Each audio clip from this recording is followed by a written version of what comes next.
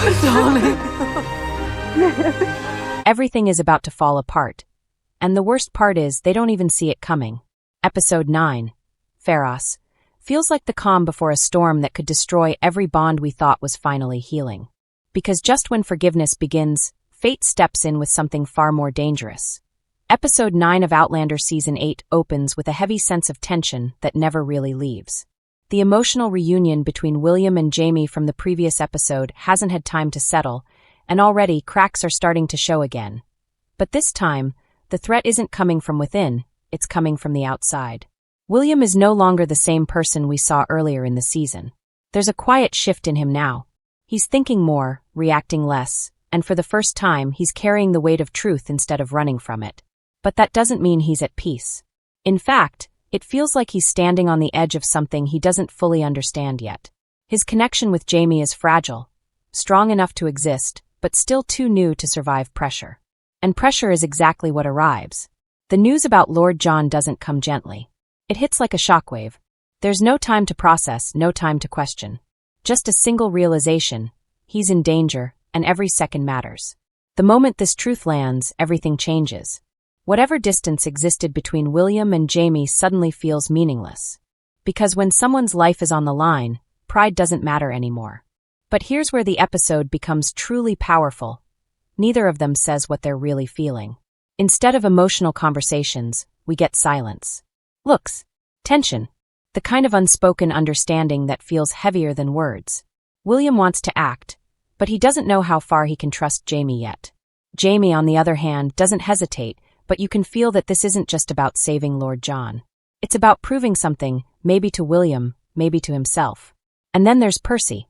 His presence adds a layer of uncertainty that makes everything more dangerous. Because Percy is unpredictable. His past actions have already shown that he's capable of betrayal, but now there's something different about him. There's hesitation, conflict, almost like he's being pulled in two directions at once. And that raises a question no one can answer yet. Can he actually be trusted when it matters most? As the plan to reach Lord John slowly begins to take shape, nothing feels secure. Every step forward feels risky. Every decision carries consequences. And the deeper they move into this situation, the clearer it becomes, this isn't going to be a simple rescue. Because whoever is behind this is prepared. Meanwhile, the emotional weight continues to build beneath the surface. William is forced to confront something he's been avoiding for a long time. The reality that the people he once questioned might be the only ones he can rely on now. And Jamie, without saying it directly, is trying to hold everything together before it slips out of his control again. But the real tension of this episode doesn't come from what's happening. It comes from what might happen next. There's a constant feeling that something bigger is moving in the background. Something they haven't fully seen yet. And as the episode progresses, that feeling only grows stronger. Because saving one life might risk losing everything else. While the tension around Lord John continues to rise, the focus quietly shifts toward Fraser. And this is where the episode begins to feel even more unpredictable. Because unlike the others, Claire isn't waiting for answers, she's searching for them. There's a sense of urgency in everything she does. Every movement feels intentional, every decision driven by instinct rather than certainty. She knows something is wrong, even if she doesn't have all the pieces yet. And that instinct, something we've seen guide her time and time again, is stronger than ever here. What makes this part of the episode so compelling is the isolation. Claire isn't surrounded by reassurance or support. Instead, she's operating in a space filled with doubt and incomplete information. And yet, she moves forward anyway. Not because she's sure, but because she has no other choice. Her connection to Jamie Fraser becomes the emotional anchor of this section. Even when they're not physically together, his presence is felt in her decisions. It's not just love, it's something deeper, something built over years of survival, loss, and impossible choices. And now, that bond is being tested again. There are subtle hints that Claire is preparing for something far more dangerous than she's letting on. The way she observes, the way she listens, it's almost as if she's anticipating a moment that hasn't arrived yet. And when she begins to act more directly, taking risks she normally wouldn't, it becomes clear that she's no longer just reacting to events. She's stepping into them. At the same time, the mystery surrounding the gemstones begins to unfold through Fanny. What initially seemed like a small, almost insignificant moment in the previous episode now starts to carry real weight. The buzzing sound she heard, it wasn't random. It meant something. There's a strange pull toward the stones, something that goes beyond curiosity. It feels almost personal. And as Fanny becomes more aware of it, the danger quietly increases. Because in the world of Outlander, nothing connected to time travel is ever simple or safe. The possibility of a portal nearby changes everything. If Fanny truly finds a way through, it wouldn't just affect her, it would ripple through every storyline. And the episode carefully builds this idea without confirming it outright. We don't get clear answers, only signs, hints, and growing tension. What's especially interesting is how Claire and Fanny's paths seem to be slowly moving toward each other. They're both searching, both sensing that something isn't right, but from completely different directions. Claire is guided by experience, by knowledge of what time travel can do. Fanny, on the other hand, is stepping into something she doesn't fully understand. And that contrast creates a quiet but powerful suspense. Because if those two paths collide, it won't just be a discovery, it will be a decision. One that could change everything. As this section unfolds, the pacing becomes more intense, not through action but through anticipation. Every scene feels like it's leading somewhere important, even if we can't see it yet. The questions start to pile up. Is Claire preparing to follow Jamie into danger? Is Fanny about to cross a line she can't return from? And most importantly, are these events connected in ways no one has realized yet? By the end of this section, one thing becomes clear. This isn't just about rescue or survival anymore. It's about choices. And in this world, every choice comes with a cost.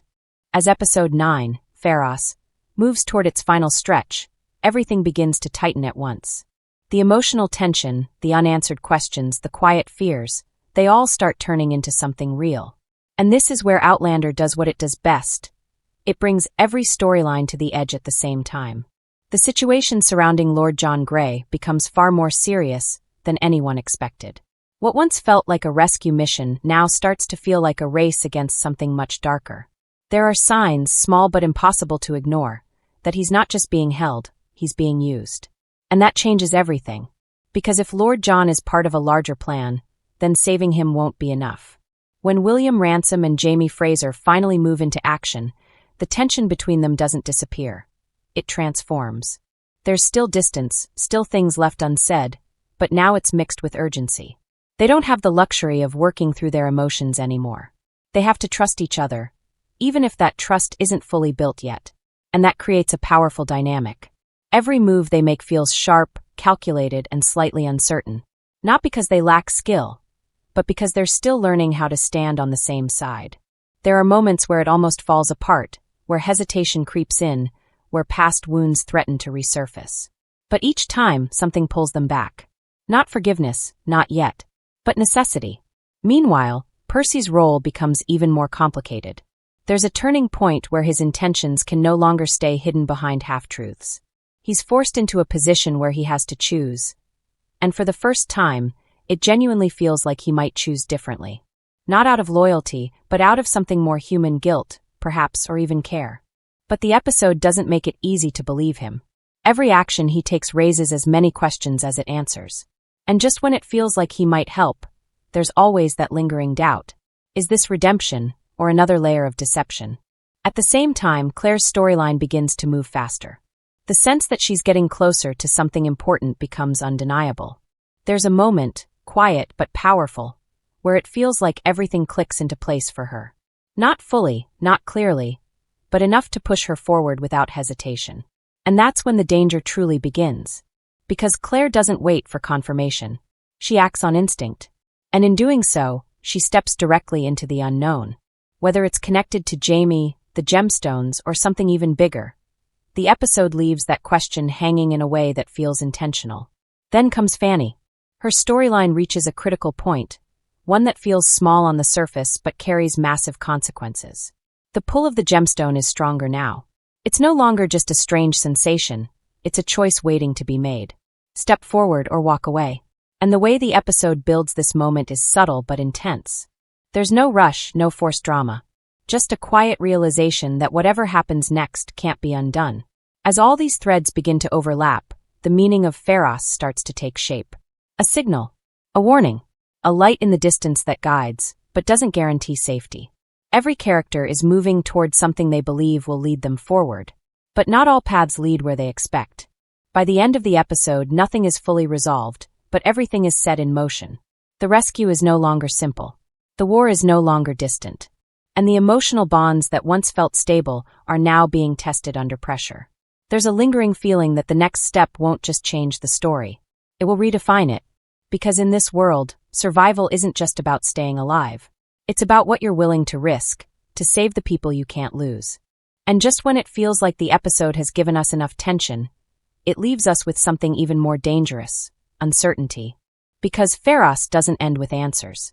It ends with momentum. Every character is now moving forward, but not together, not yet. Jamie Fraser and William Ransom are stepping into a situation where one wrong move could cost them everything.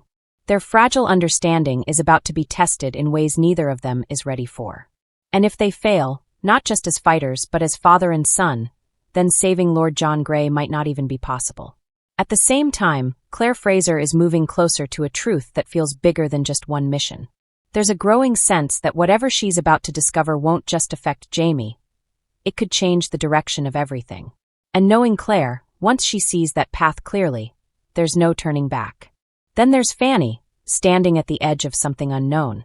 Her story feels quiet compared to the others, but it might be the most important of all. Because if she takes that step, if she follows the call of the gemstone, then we're not just talking about distance anymore. We're talking about time itself being broken open again.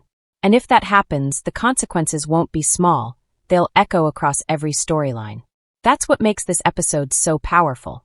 It doesn't rely on big action or shocking twists alone. Instead, it builds a deep, steady pressure.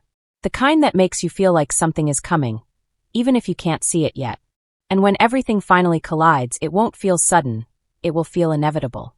With the war getting closer, alliances shifting, and emotions running deeper than ever, Episode 9 sets the stage for something massive. Not just in scale, but in impact. Because from here on out, every decision matters. Every risk counts. And not everyone will make it through unchanged. So now the real question is, what happens next? Will William and Jamie succeed in saving Lord John, or will they arrive too late? Will Claire uncover the truth before it's too dangerous to act on it?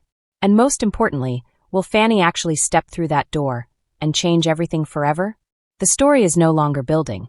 It's about to explode. What do you think is coming next?